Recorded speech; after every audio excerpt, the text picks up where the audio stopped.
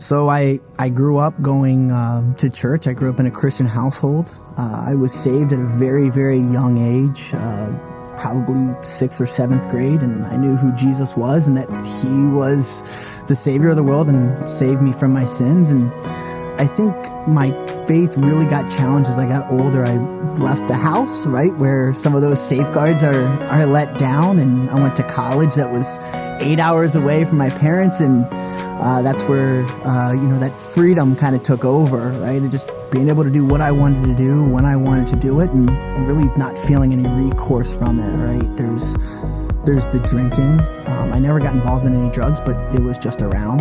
It's the late nights. It's going out with different people. It's ending up in places that Christians shouldn't be at 2 o'clock or 3 o'clock in the morning. And it's waking up that next day feeling awful about every single thing that you did. It's that hangover. It's the regret. It's the decisions. It's the people that you've hung out with. And really sometimes you wake up and you think, like, who am I hanging out with? What am I becoming, right? And those moments like, if Jesus came back right now, like, what would that look like for me, right? Am I in the right situation? Did I put myself in the right situation? Because I knew right from wrong, but I didn't make that change in my life because it was too fun for me to live in the sin at the time.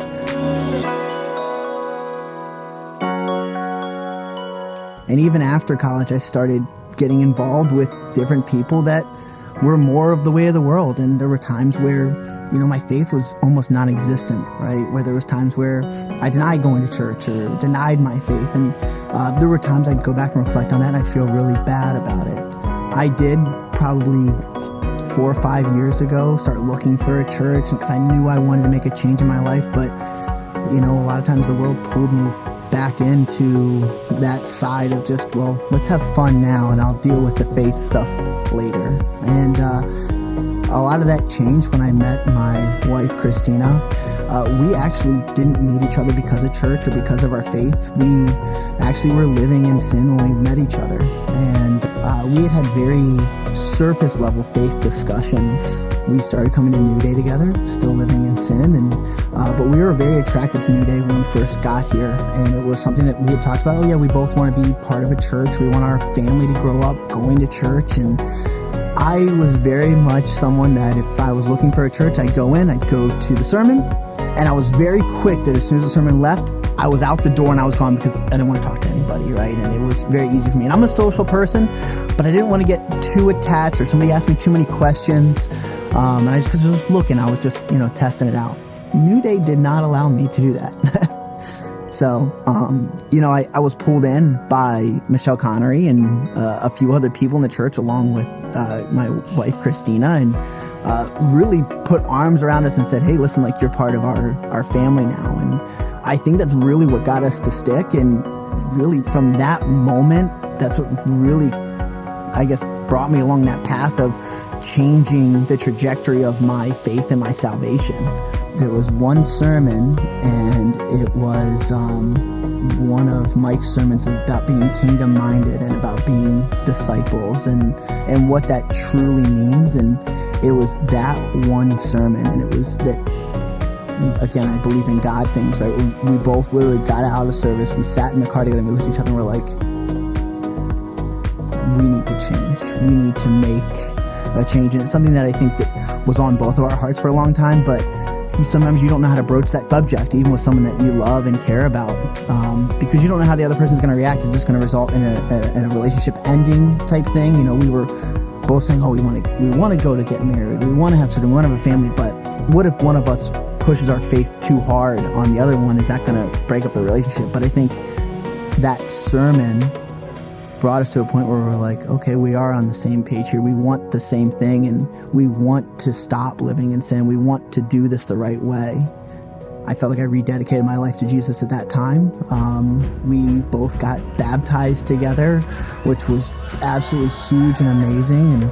And just to show that outward part of my faith, not only to people at the church, but even to friends that I'd known for years, decades, that I'd never really even brought up my faith to. And it actually sparked faith conversations on that side, which was really cool to me.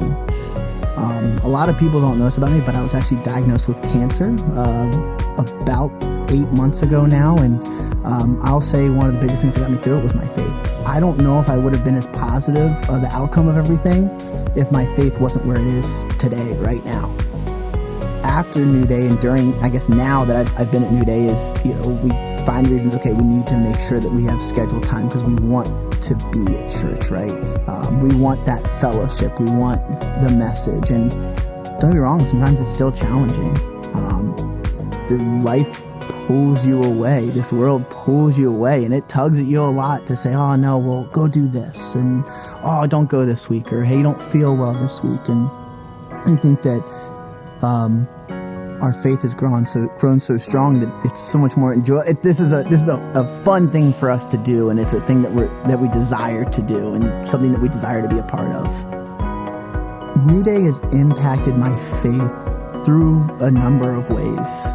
One, obviously, the community and the family that New Day's created, but small groups, I think, was one of the biggest impacts on us. And I think that it was something where you don't always realize that you're not the only one going through something, or somebody that's struggling with something, or that there's other believers that say, oh, I've gone through that, I've ever experienced that before. Or, I've been in a group of people in that same type of situation.